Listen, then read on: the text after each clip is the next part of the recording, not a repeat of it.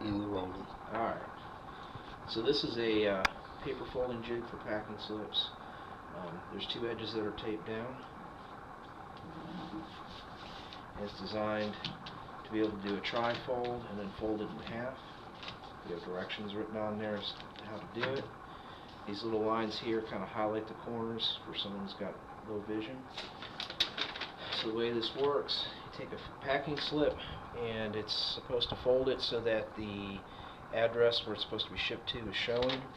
So you have to put it down face down. You'll note saying insert packing slip face down, address on this end of jig.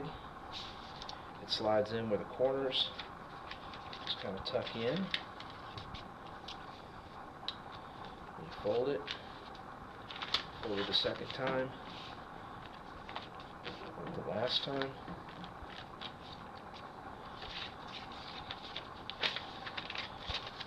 And that's folded. That's how a folding jig works.